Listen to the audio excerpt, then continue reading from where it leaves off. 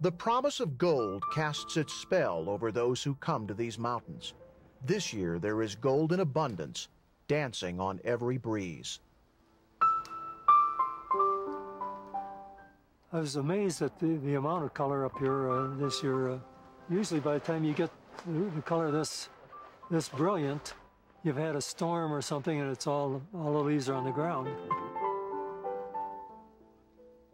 You have the mixture of the conifers and the aspens, and then the aspens, some of them are just changing to yellow. They're still a little green. There's some patches of red. Oh yeah, this is an outstanding year. The colors are really vibrant this year. The leaves haven't gotten black like they usually do. For a different kind of prospector, this is the mother lode. Yeah. You can do a shot with maroon bells in it and it just says it's Colorado.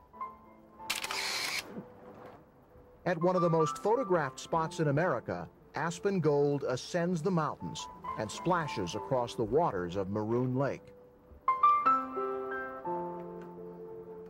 Yeah, it's sort of the standard cliche shot that everybody does of the maroon bells. I've just never done it, so I said, I got to get out here and try this.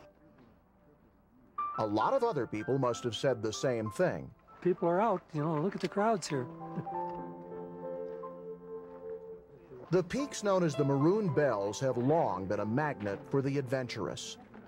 They're dangerous to climb. These are probably among the most dangerous mountains in the state to climb, but it's nice and safe down here where I can take pictures of them. Every photographer hopes for a memorable image, knowing it can be difficult to capture and even harder to describe. I'm not coming up with the words. I can take a picture and look at it and let it wash over me and think about it.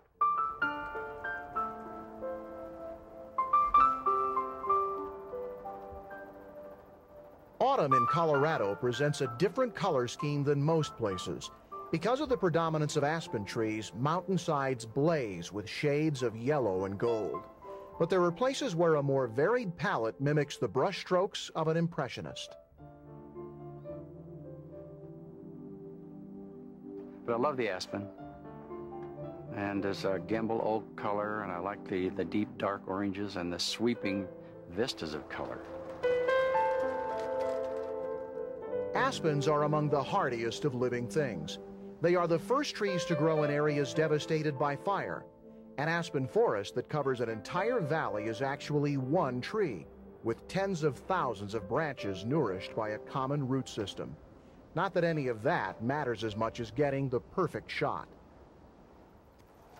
You don't have to be a professional photographer, and you don't even have to have the most expensive camera to really get a nice picture of the aspen leaves.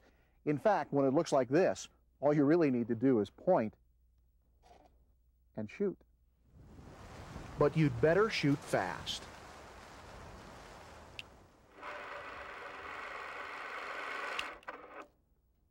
It looks like they're almost peaked. I'd say within another day or so, that'll probably be it. Catching the colors at their most vivid sparks a race against winter winds that will strip the trees bare. Up at Maroon Bells at the lake, just past that, some of the leaves have already dropped. So I'd say another couple days and the best part of it will probably be gone. We have a nice long fall here, so unlike our spring, which just goes from winter to the summer so quickly, the falls at least feels like it lingers for a good while. But never quite long enough.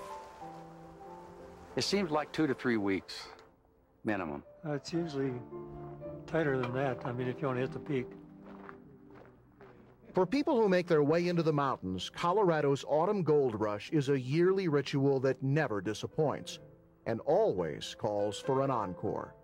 You have to do this again before you die. That's the way I keep thinking about it. I think it's sort of symbolic of the year and the feeling you get at this time of the year when the air is crisp and the sky is blue and everything is quiet and brilliant, and it's just, I don't know, it's just, I just feel alive, you know, when I see it.